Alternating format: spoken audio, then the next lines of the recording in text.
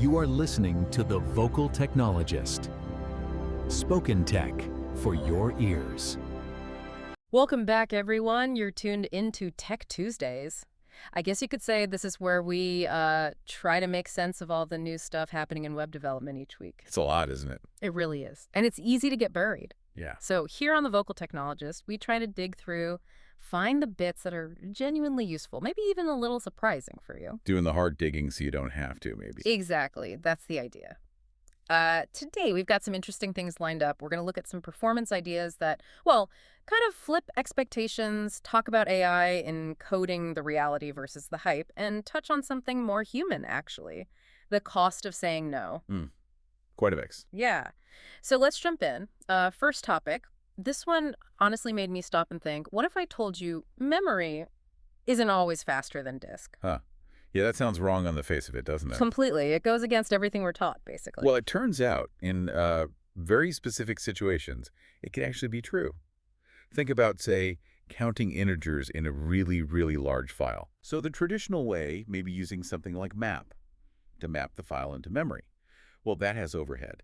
You've got memory latency. You might be thrashing the page cache if the file's huge. Right, the system's constantly swapping stuff in and out. Exactly. But there are newer ways, like using an iRing-based engine on Linux. It's this asynchronous I/O interface. It can stream data directly from the disk to your application. Directly, skipping some of that memory caching layer. Yeah, essentially bypassing some of those potential memory bottlenecks. And in that specific integer counting scenario, it's been shown to actually process the data faster than the map approach that relies more heavily on memory caching. Wow. Yeah. Okay, so for people building like large-scale data apps, what's the takeaway? Is this something we should all be rushing to implement, or is it more niche? Oh, it's definitely not a universal fix. It's more about understanding the how. How is your data being accessed? Yeah. It tells us that just throwing more RAM at a problem isn't always the best solution. Sometimes, really optimizing that direct disk I/O for certain workloads can give you these, well, surprising wins. It pushes us to look deeper at the whole I/O process, you know? Makes sense. Understand the bottleneck before you try to fix it. Precisely. Okay, let's shift gears a bit. Let's talk about AI in software development. It's everywhere, right? The buzz is huge. Oh, yeah, impossible to ignore. We're seeing new tools pop up constantly, things like Tarragon, which helps manage models like Claude Code or OpenAI Codex, giving you isolated environments, Git integration, that sort of thing. Right, and things like OpenSWE, too. Yeah. That open source agent trying to autonomously understand code bases, handle pull requests. It uses LangGraph, I think. That's the one. Built for more complex agent-like workflows. So with all this tooling, all this power, are we actually seeing a massive flood of new software hitting the market?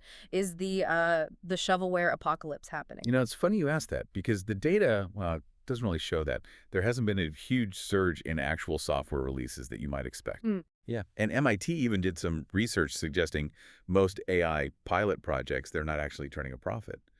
The real value, it seems, isn't necessarily cranking out tons of brand new apps. So it's more about... It seems to be more about streamlining things, helping with existing operations, maybe automating tedious tasks, freeing up human developers for the more complex, creative problem solving. Because writing the code itself was never the real bottleneck. Exactly. It's the understanding, the planning, the testing, the maintenance, the collaboration. That's where the hard work often lies. Right. So for developers listening, how do we use these tools smartly then? Avoid just, vibe coding, throwing prompts at an AI and hoping for the best. Yeah, good question. It really comes back to fundamentals. You still need thorough problem understanding. You need structured planning before you ask the AI to generate anything. So think first, code later still applies, even with AI. Absolutely. Yeah. And when you do design AI agents thinking about their memory, their skills, how they integrate data, how you evaluate them, start simple. Build trust. How do you build trust with an AI agent? Well, one key way is to make sure it fails gracefully. Prioritize having a smooth handoff to a human when it gets stuck, rather than trying to make it perfectly autonomous from day one. It's an assistant, a powerful one, but still an assistant. Okay, that's a really practical perspective. Assistant, not replacement. For now, yes. All right, let's move to our last topic. This one shifts away from the pure tech and more towards us, the people building it. Let's talk about saying no in engineering. Ah, yes. Yeah. The seemingly simple but actually quite complex act of refusal. It feels like everyone tells engineers, you need to learn to say no for boundaries, for avoiding burnout. They do, and it's good advice on the surface. Mm-hmm. But what often gets missed is that saying no, it isn't free. There's a cost. What kind of cost? Well, psychological costs, social costs. People worry, often rightly, about career repercussions.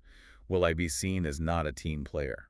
Will I miss out on opportunities? Plus, there's just the basic human desire to be helpful, to please others. Yeah, that's true. It can feel really uncomfortable. It can. So just telling someone, just say no, kind of ignores the very real burden and potential risks involved in that refusal. Right. We need to acknowledge that it takes effort and sometimes courage. So the implication isn't just for the individual engineer then, it's for the team, the culture. Exactly. It's about fostering a culture where saying no, when it's necessary, is genuinely supported, not just grudgingly tolerated. A place where it's safe to say, I can't take that on right now, or this needs more thought. Precisely. It's not just about individual boundaries, though. That's part of it. It's about the health of the team, sustainable pace, and ultimately building better software because people aren't stretched too thin or burning out. That really reframes it. It's a systemic issue, not just personal advice. I think so. Wow. Okay, we've covered some really thought-provoking ground today. Yeah. From disk potentially outsmarting memory in niche cases. Still kind of wild to say out loud. To the, let's say, nuanced reality of AI's impact on coding and this very human element of the cost of saying no. Lots to chew on. Definitely shifts perspective on a few things. So maybe here's a final thought for you, our listeners, to mull over.